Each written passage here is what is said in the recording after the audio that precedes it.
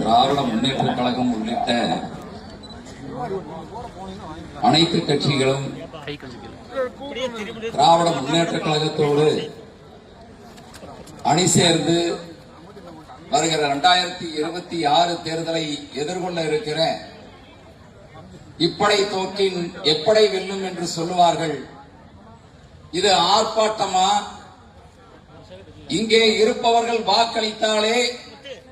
2026 ஈரோடு மாவட்டத்தில் 8 தொகுதிகளையும் திராவிட முன்னேற்ற கழக கூட்டணி கைப்பற்றும் என்கிற அளவிற்கு அலைகடலென வருகை புரிந்திருக்கிற இயக்கத்தினுடைய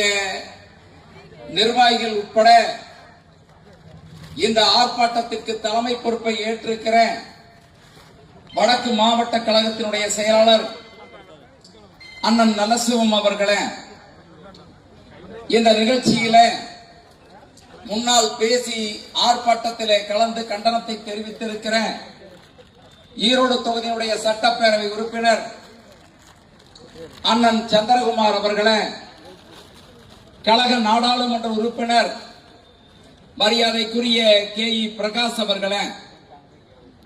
அந்தியூர் சட்டப்பேரவை உறுப்பினர் AGV அவர்களே, முன்னாள் சட்டப்பேரவை உறுப்பினர் அண்ணன் RM பழனிசாமி அவர்களே, அண்ணன் குருசாமி அவர்களே, இந்த நிகழ்ச்சியில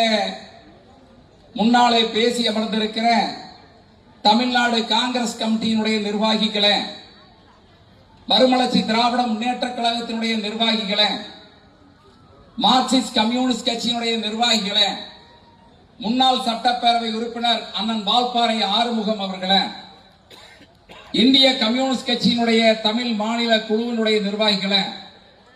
இந்திய யூனியன் முஸ்லீம் லீக் இயக்கத்தினுடைய நிர்வாகிகளே, விடுதலை சிறுத்தைகள் கட்சியினுடைய நிர்வாகிகளே, மக்கள் நீதி மையம், மனிதநேய மக்கள் கட்சி, கொங்குநாடு மக்கள் தேசிய கட்சி, தமிழக வாழ்வுரிமை கட்சி, இன்னும் பல்வேறு இயக்கத்தை சார்ந்த தோழமையோடு இந்த ஆர்ப்பாட்டத்தில் கலந்து கொண்டிருக்கிற தோழமையினுடைய நிர்வாகிகளை,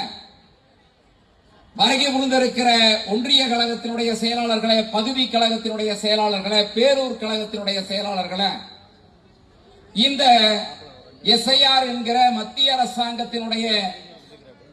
இந்த ஸ்பெஷல் ரிவிஷன் இன்டென்சிவ் என்று சொல்லக்கூடிய இந்த திட்டத்தை களத்தில் நின்று எதிர்கொள்கிற PLA 2 உடைய நிர்வாகிகளை, வருகை புரிந்திருக்கிற